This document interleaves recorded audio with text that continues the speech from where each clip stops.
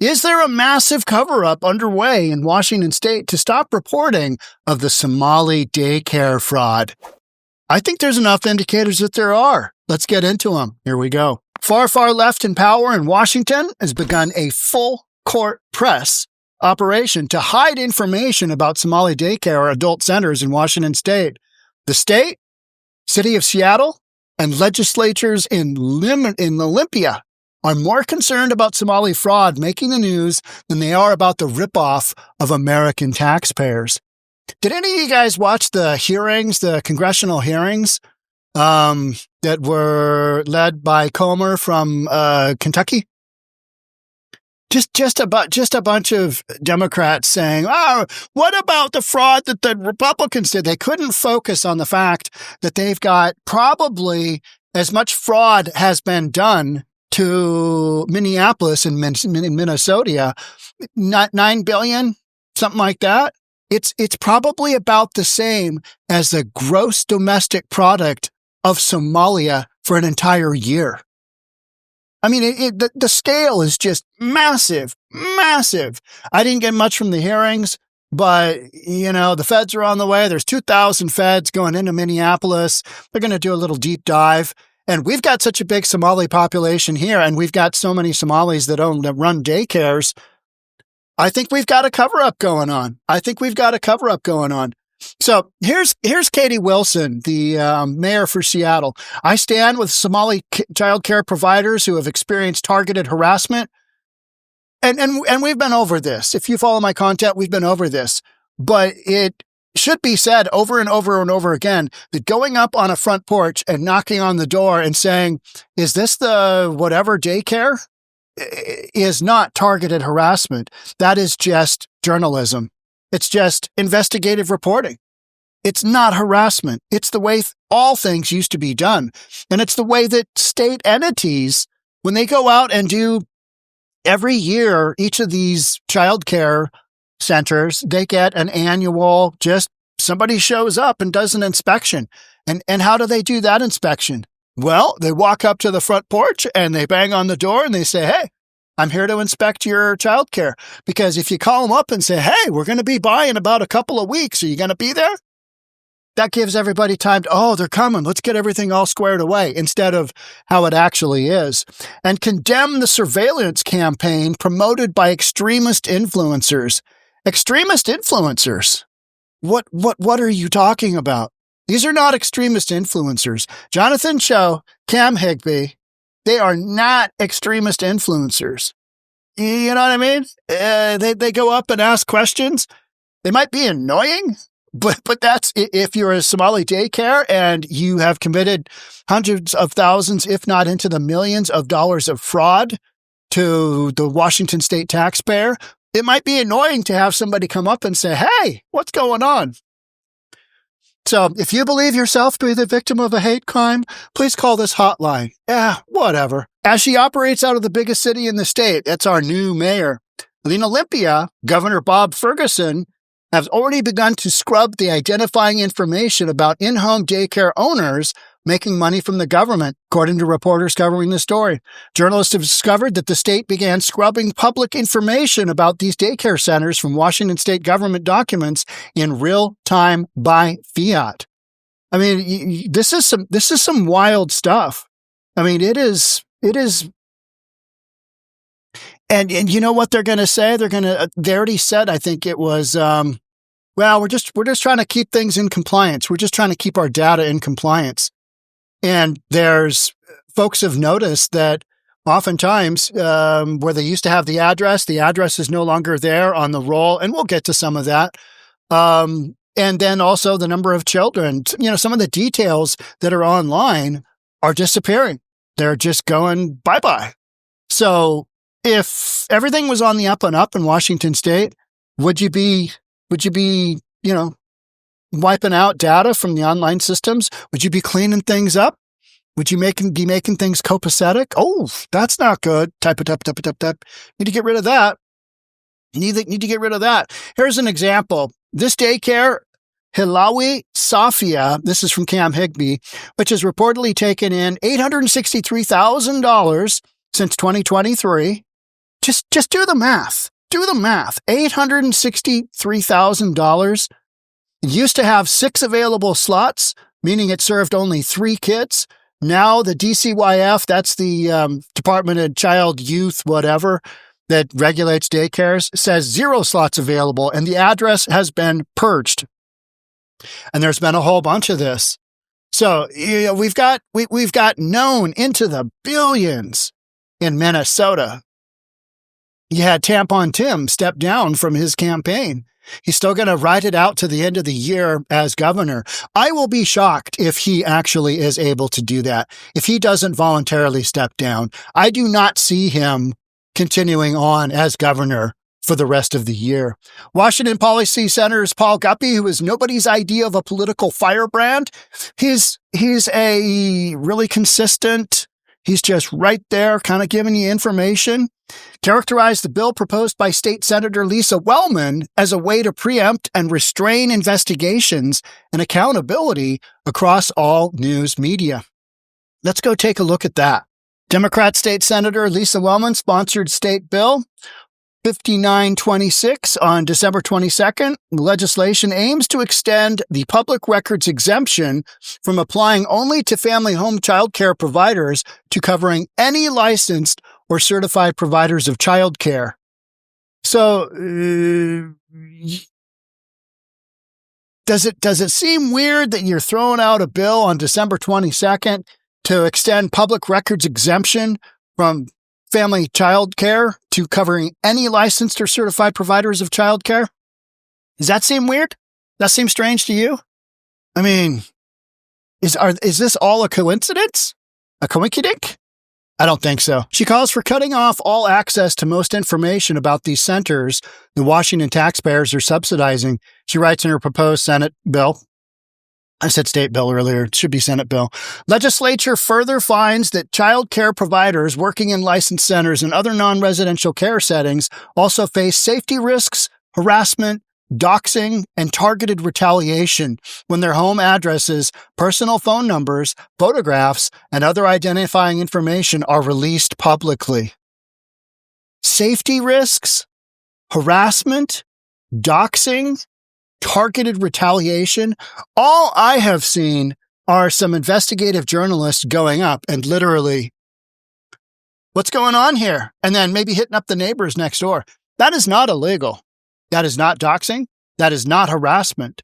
That is literally digging in for the story. That's what all journalists used to do.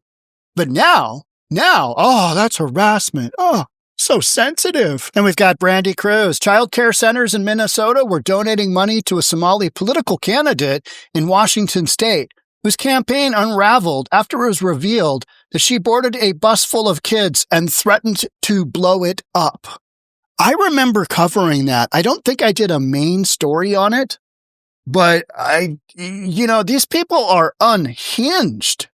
Somali political candidate gets on a bus full of kids and says, I'm going to blow this thing up. I mean, you can understand that if you're okay doing that, if you can somehow justify that, I'm going to blow some children up, that, you might have a little pushback if somebody comes on your front porch because you're demented. You are mentally unhinged. 𝗥𝗘𝗔𝗦𝗢𝗥𝗘𝗏 abandoned her campaign when it was learned that in 2010 she boarded a middle school bus and told the children that she had a bomb. She mocked the children as they fled the bus out the windows and emergency exit, calling them after cowards, cowards, cowards. Washington's in trouble, the article goes on to say. All right. I mean, this is just some absolutely nutty stuff. So we even go as far as the Department of Justice official warned Seattle mayor to leave journalists alone after she accused extremist influencers of harassing Somali child care providers. This is not harassment. This is investigative journalism. Period. I mean, watch all the footage. You know what I mean? Watch Nick Shirley. I mean, everybody's talking about that because it basically brought down Tampon Tim Walz, and his campaign. Tampon Tim stepped down was it a couple of days ago? And yeah, it was Monday. Today is Wednesday. And he basically said, well, I can't focus on both my campaign and protecting the citizens of Minnesota from fraud. And, this fraud has been ongoing for years and years and years, and it has been brought to their attention.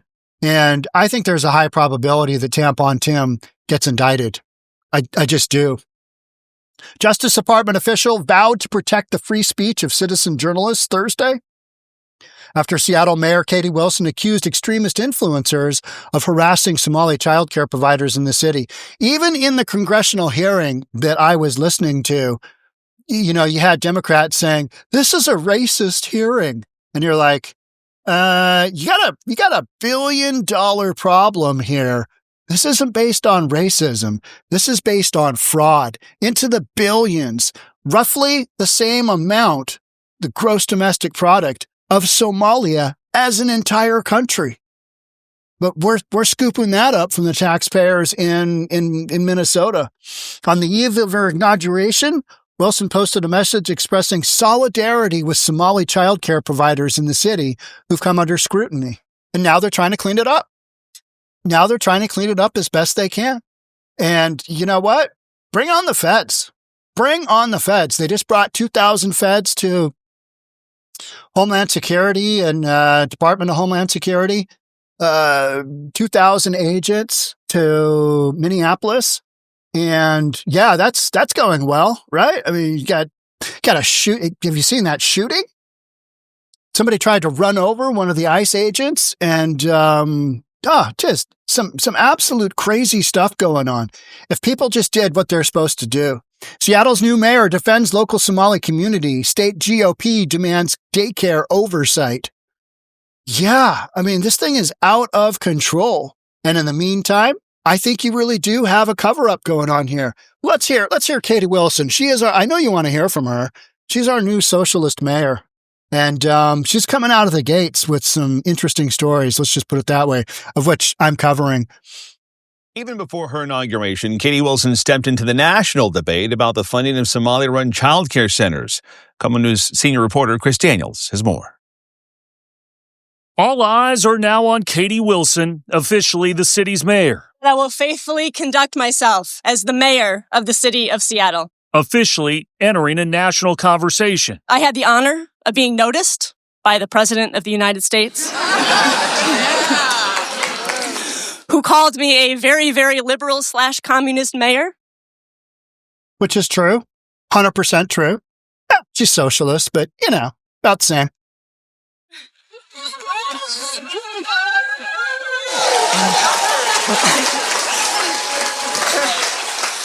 It's nice to feel seen. But Wilson wasn't joking when she posted her support for Somali child care providers, condemning what she calls a surveillance campaign by extremist influencers that prompted a reaction from the Justice Department and the Assistant Attorney General, who called Wilson's claim protected speech and that if Seattle tries to chill it, the Civil Rights Division will step in. Right here. And that is as the feds and top Washington Republicans are calling for greater scrutiny of taxpayers' spending on daycare centers. The issue, in my opinion, is bigger than the Somali immigrant community or anything else.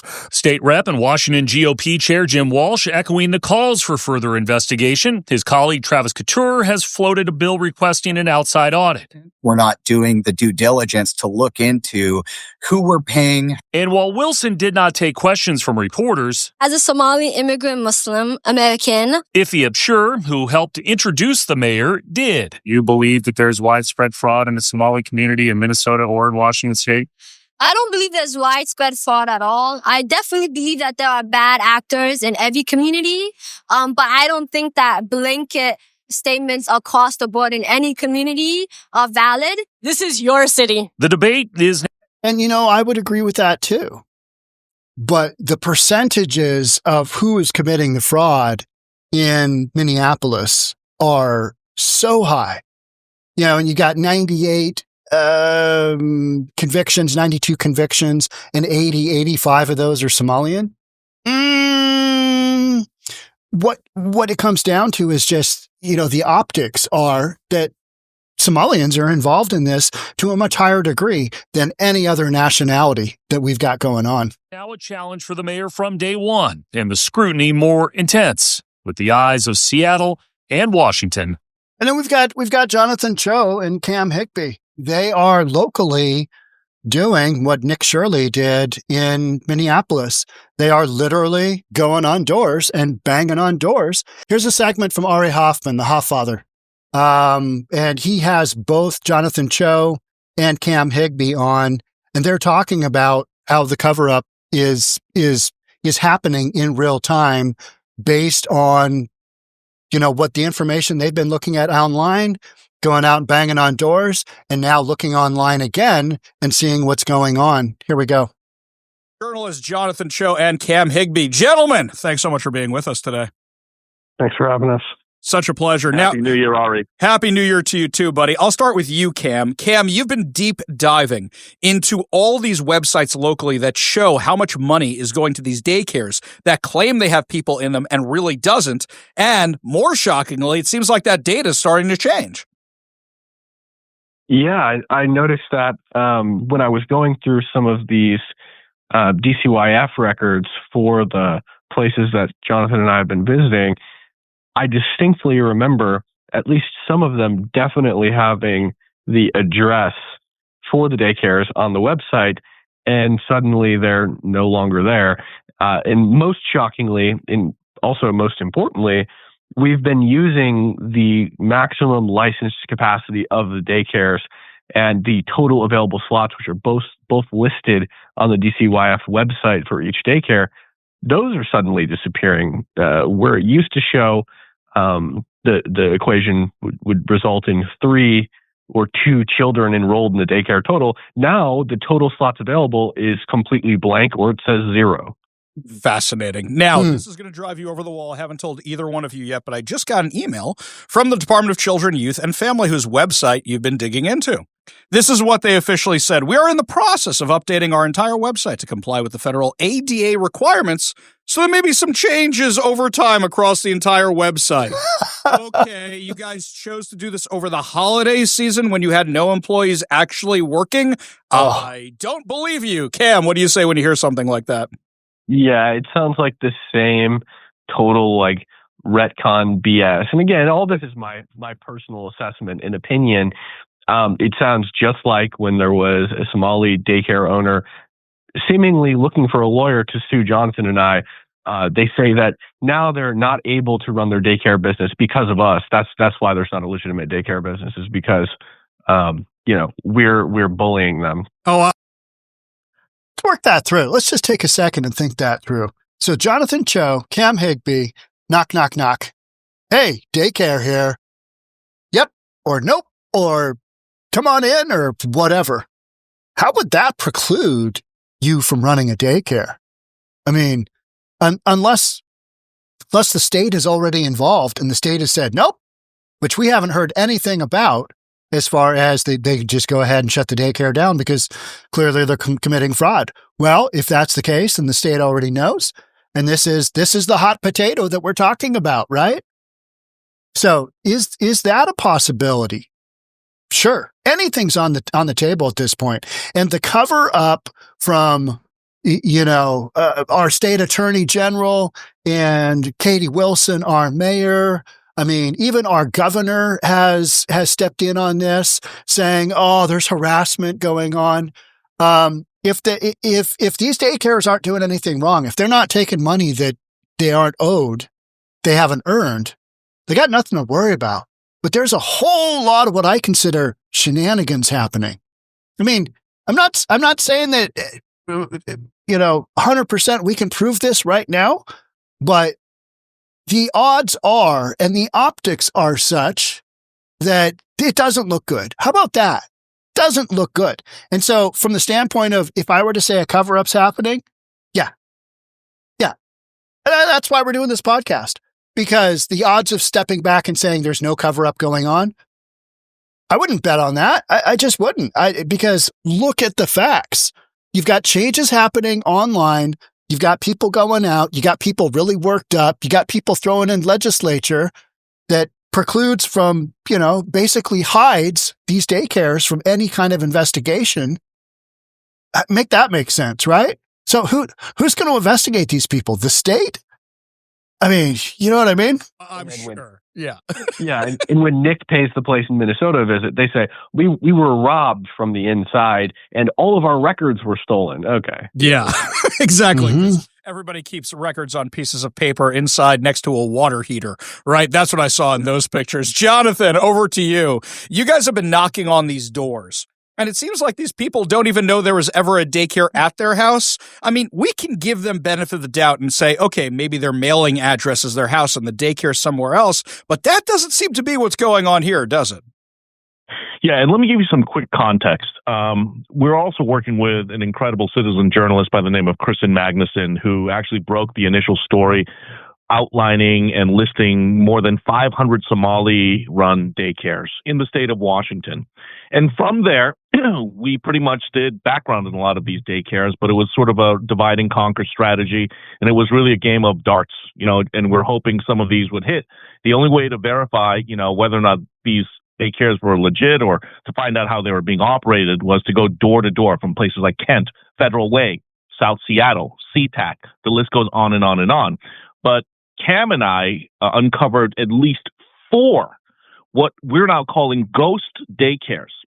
In other words, they're registered on the state website as functioning licensed daycares, but when we go and knock on the doors, either no one's there and only speaks to us through an intercom system confirming a daycare doesn't exist, or they'll open their doors and someone comes out and yells and says, "This is not a daycare, go away."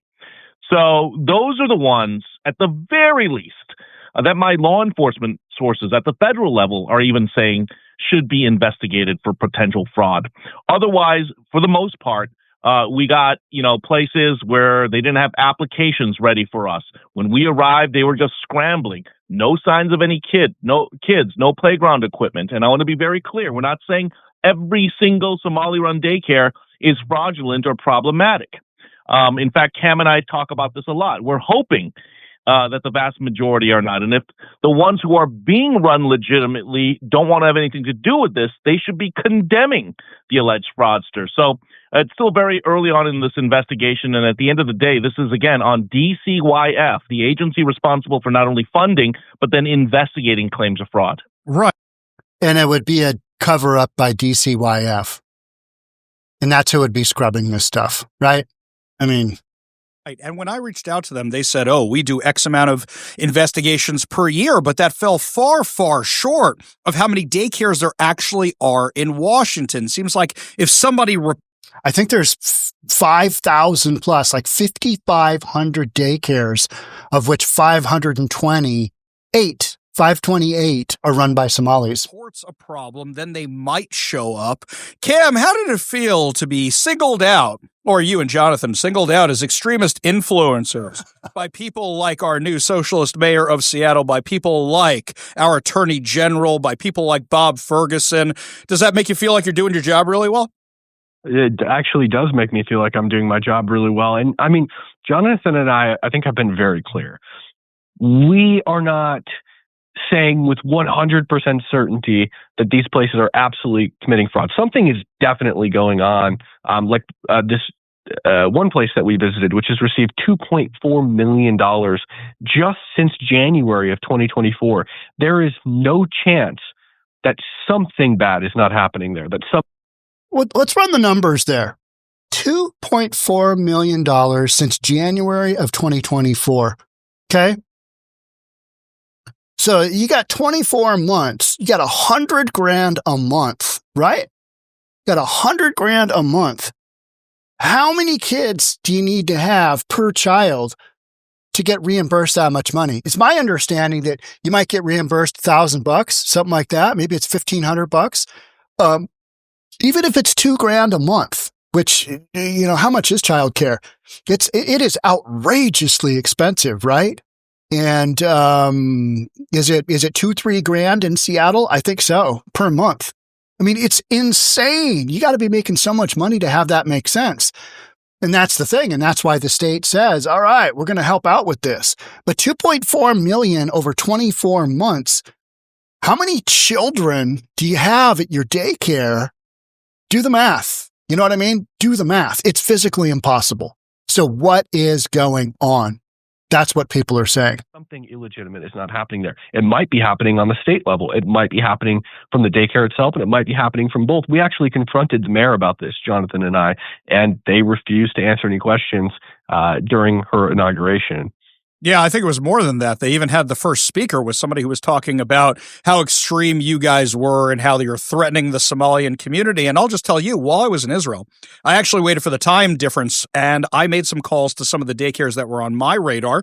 And I think out of the 10 or so I called, 6 or 7 of them were legit. I actually heard kids in the background. They said, come on in. Here's some forms for you. But in other cases, nobody answered. And Jonathan, you got kids. You know, at this time of year, or excuse me, the time we just had during the holiday season, that's when a lot of people enroll their kids in daycares they don't normally go to because schools are closed. They should be at peak capacity that time of year. And yeah, and that is another, They should be absolutely filled up. But so many of them weren't, right? So many of them weren't. So here we get into key data suddenly disappearing from state websites. Interesting. I mean, how does that work, right? How does that work? So you guys have all seen these videos. They go up and they just bang on the door. Let's look at, just a minute or so of this. But I don't want you to get bored of this. Monday, Kristen Magnuson and I also went to this house right after you guys to see if we get the same response. And we sort of did. We saw the same thing, the windows with vinyl covering, can't see inside. We ring the doorbell, but actually somebody responds to us. Hey, is this 𝗥𝗘𝗔𝗦𝗢𝗥𝗘𝗏 Family Childcare? No. It's not 𝗥𝗘𝗔𝗦𝗢𝗥𝗘𝗏 Family Childcare. No. Okay, what's the name of the childcare here? 𝗨𝗡𝗏𝗏𝗏. I ask, has this place ever been a childcare? The woman says no. But obviously, Washington state records tell a completely different story. Yeah, this specific address is locked into Washington state records as a daycare. Yeah. It's locked into like the Google paid for the business. Yep.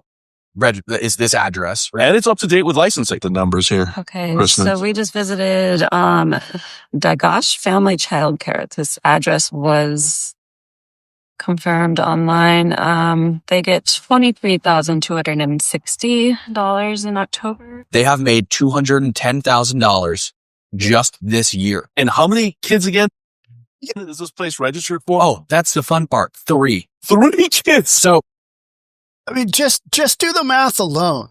Do the math alone. You know what I mean? This one, there's no, but this is what we're talking about. This is Kristen Magnuson. She was the young lady sitting in the car, and she's out there with them, and she's kind of running through some. Okay, there's 539 child care centers in Washington. List Somalia. Okay, 539. I remember 528, but she basically went through, and she, screenshotted all of these, and a whole bunch of them don't have addresses. And I've podcasted on this in the past, don't have addresses, don't have hours of operation, don't have number of kids, don't have capacity, just basically missing all kinds of information. And now that information, say this one, might show up as scrubbed, as just, no address, no information on the kids, bunch of other stuff. Just people are changing that up. Somebody's changing that up from the inside. And what they're saying is that, well, we're doing this to keep in compliance with the ADA, American Disabilities Act. And you're like, okay, all right. Yeah, that doesn't seem right. Why were child and adult care centers in Minnesota maxing out donations to a Somali candidate in Washington? Again, so many questions, and that was Ari Hoffman. And so here you have the Attorney General. Why is the Attorney General stepping in on this? You've literally got investigators knocking on doors, not doing anything wrong. I mean, you can't fault Nick Shirley for what he did. He didn't do anything wrong. He's just banging on some doors and, hey, you got kids in there?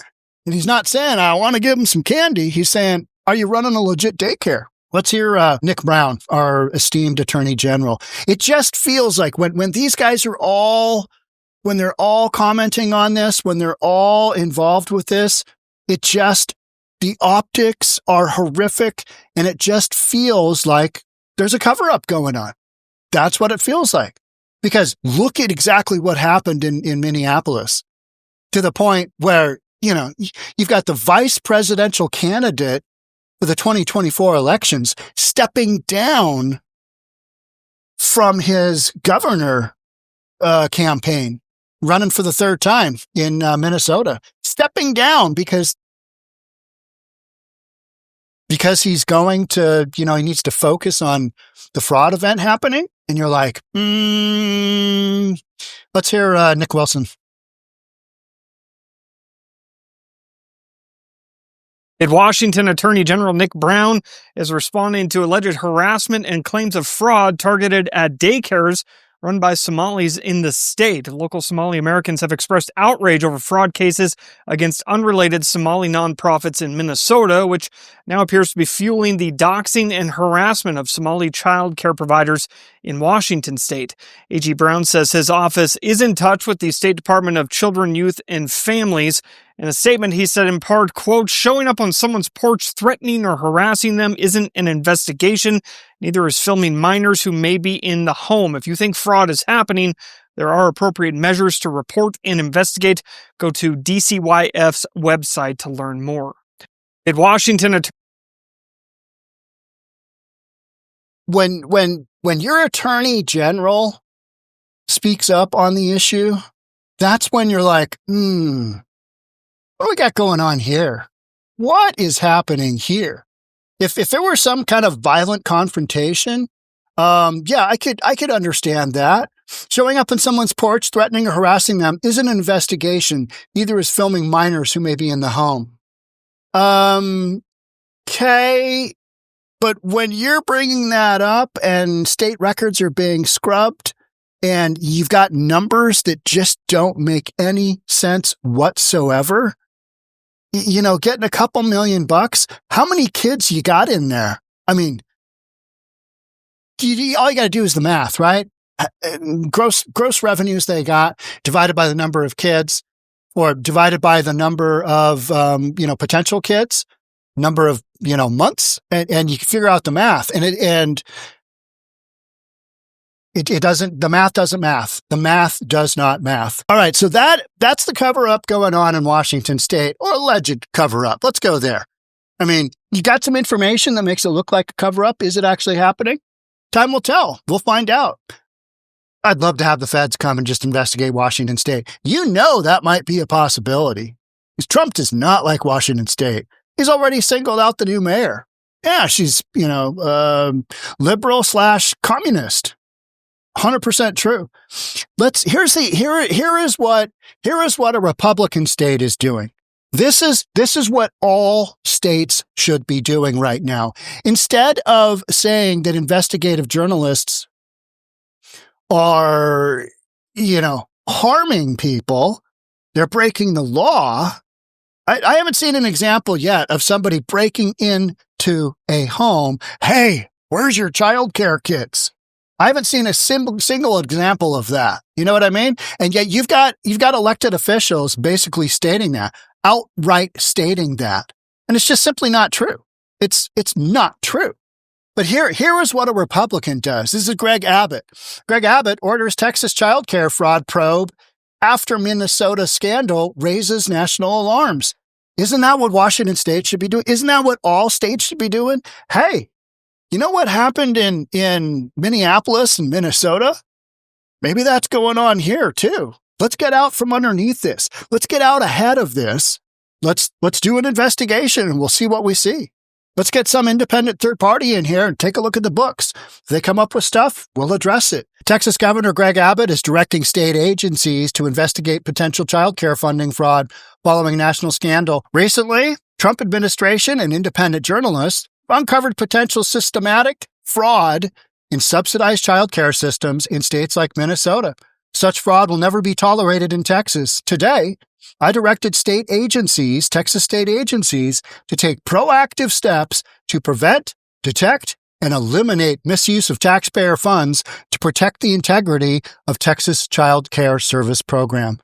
So, you know, the optics of what Washington State are doing, our elected officials, it looks terrible. It looks terrible. We got a big Somali population, 16, 17, 18,000, something like that, Somalis, and 539 Somali daycares. You tell me, if it's happening in Minnesota, if it's happening over there, odds are it's happening here too. But with all of our politicians saying, oh, there's nothing. In fact, it's these investigative journalists. They're the ones to blame. That's when you're kind of like, nah, I call BS on that. I think there's a cover-up going on. I think it's happening right now. Stay tuned. How about that? Make sure you're subscribed, hit that notification bell. I'll see you on the next episode. Bye for now.